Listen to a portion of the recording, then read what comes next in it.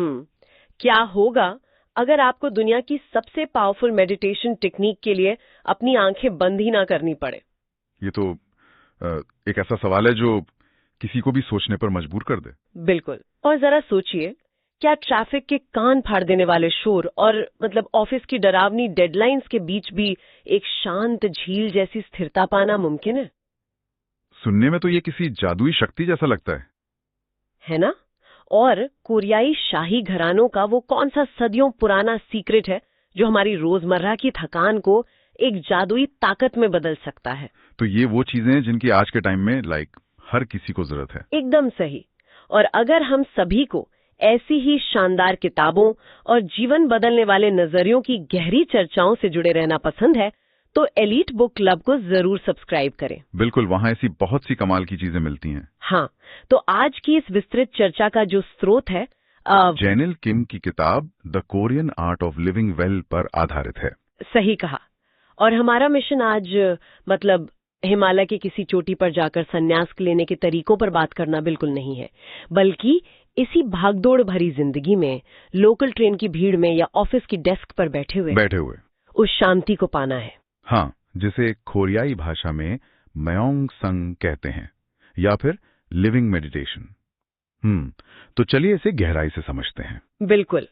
तो इस पूरी फिलॉसफी की जो सबसे दिलचस्प बात मुझे लगी वो ये है कि ये बाहरी दुनिया के शोर को शांत करने से पहले हमारे भीतर की अदृश्य नींव पर फोकस करती है। अदृश्य नींव मतलब हमारी जड़ें। हाँ, एकदम। अगर हम एक पेड़ की कल्पना करें तो एक भयंकर तूफान में वो अपनी टहनियों या पत्तों की वजह से नहीं टिकता। वो तो हवा में झूलते रहते हैं। सही बात है। उसकी असली ताकत जमीन के नीचे उन गहराइयों में धसी जड़ों में होती है जो हमें दिखती भी नहीं है। इंसान भी बिल्कुल उसी पेड़ की तरह है।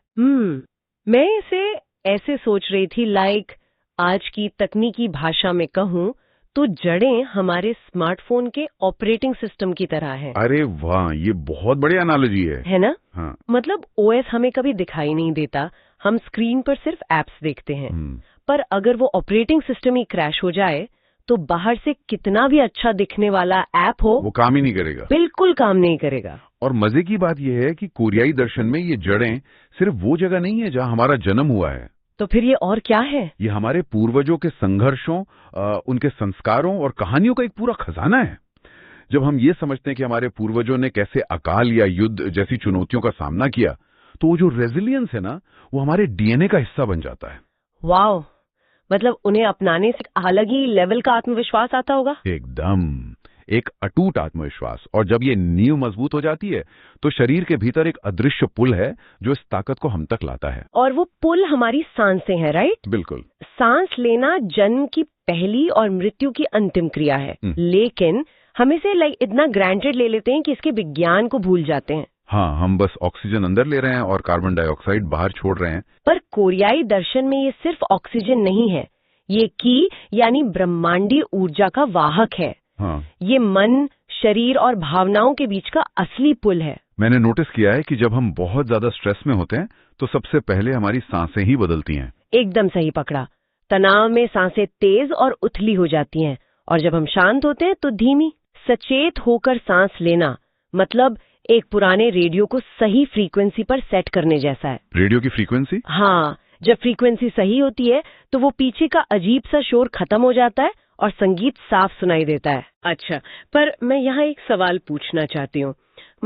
ये रेडियो की फ्रीक्वेंसी वाली बात सुनने में तो बहुत पोएटिक लगती है, पर असल जिंदगी में मान लीजिए बैक टू बैक मीटिंग्स चल रही हैं, डेडलाइन सिर पर है, उस अफरा तफरी के बीच कोई इस फ्रीक्वेंसी को कैसे सेट कर सकता है?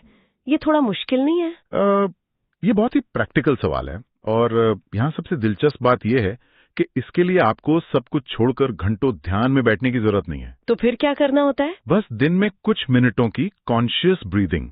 आप अपनी डेस्क पर ही बैठे बैठे सिर्फ अपनी सांस छोड़ने की प्रक्रिया को सांस लेने से लंबा कर दीजिए।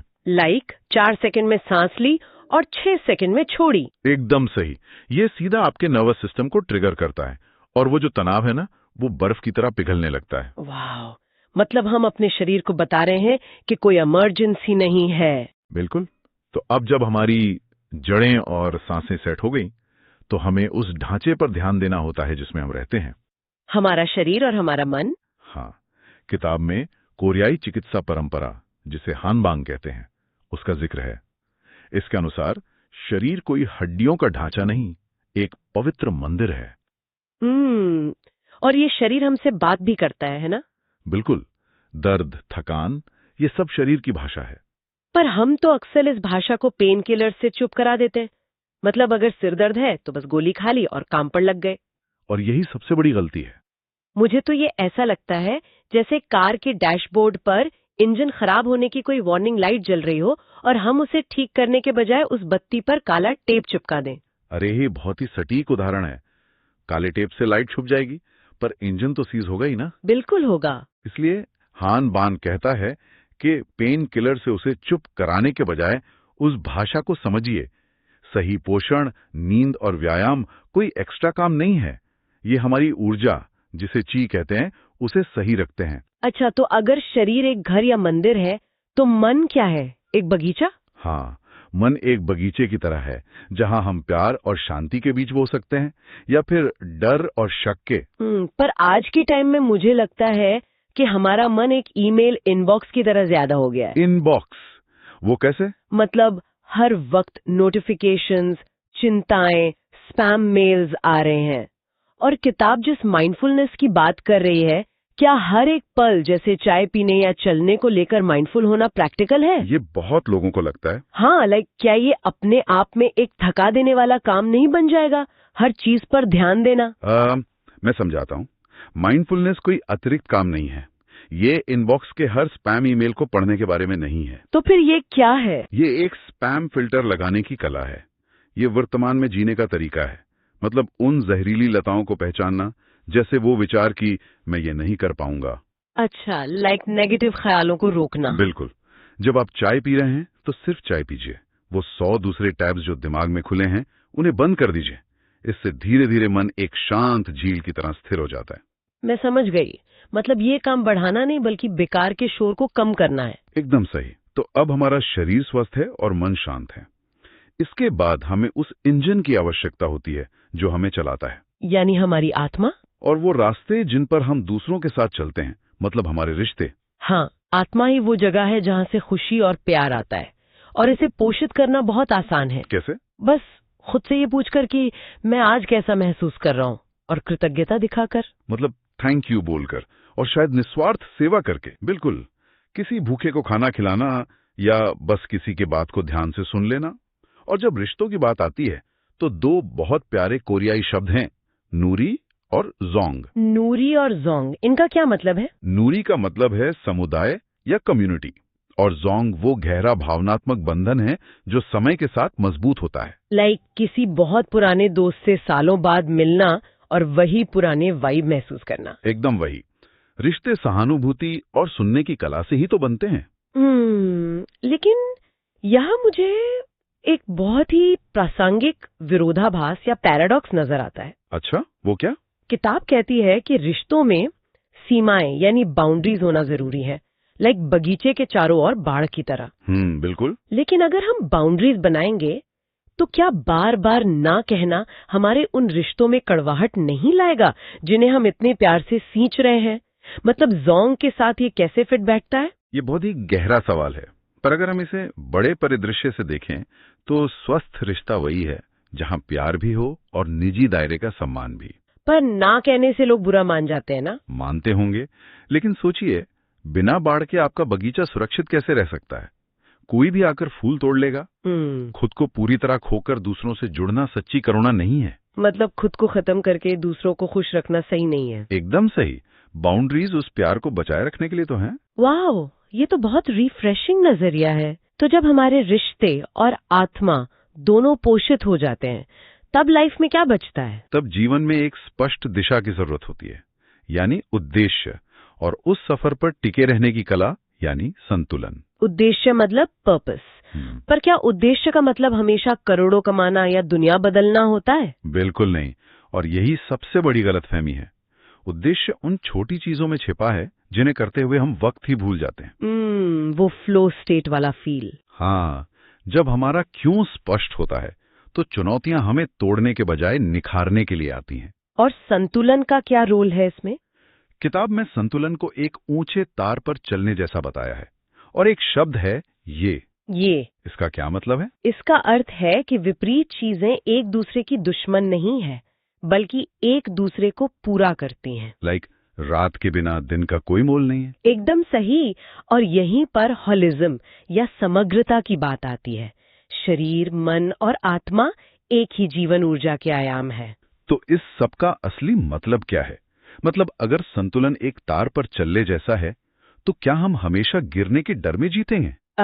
ये डर लाजमी है अगर हम संतुलन को एक फिक्स मंजिल मान लें, पर असल में ऐसा नहीं है। तो फिर क्या है? संतुलन कोई ऐसी जगह नहीं है जहां पहुंचकर हम रुक जाएं। यह एक सतत और खूबसूरत सफर है।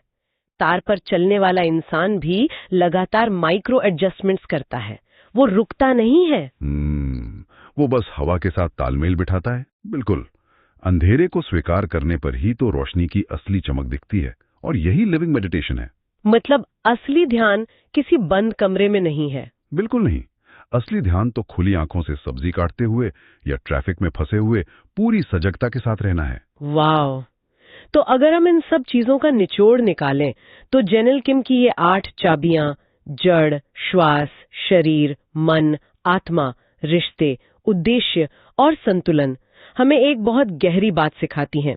और वो क्या है? कि जीवन का कायापलट किसी बड़े झटके से नहीं होता, बल्कि ये रोजमर्रा की छोटी छोटी सचेत क्रियाओं से होता है। मैं पूरी तरह सहमत हूँ। मतलब हमें शांति पाने के लिए दुनिया छोड़ने की जरूरत नहीं है, बल्कि इस दुनिया के बीच रहकर ही अपने नजरिए को बदलना है। यही इस पूरी फिलॉसफी की खूबसूरती है। और यहाँ एक बहुत ही दिलचस्प विचार मेरे दिमाग में आ रहा है। अच्छा, क्या विचार है? अगर लिविंग मेडिटेशन हमें ये सिखाता है कि असली ध्यान खुले आंखों से शोर के बीच होता है, तो क्या ऐसा हो सकता है कि आज की ये भागदौड़ भरी शोर शराबे वाली दुनिया असल में हमारी शांति में कोई रुकावट है ही नहीं? तो फिर क्या है? क्या पता ये हमारी आत्मिक मजबूती के लिए बनाया गया सबसे बेहतरीन ट्रेनिंग ग्राउंड हो, जहां हर चुनौती हमें और शांत होना सिखा रही है। वाह, ये तो पूरा नजरिया ही पलट देने वाली बात है ना? तो चलिए श्रोताओं को इसी विचार के साथ छोड़ते हैं, ताकि वो भी इस पर थोड़ा मंथन कर सकें। आप सभी का इस गहरी चर्चा में हमारे साथ जुड़ने के लिए शुक्रिया। मिलते हैं जल्दी।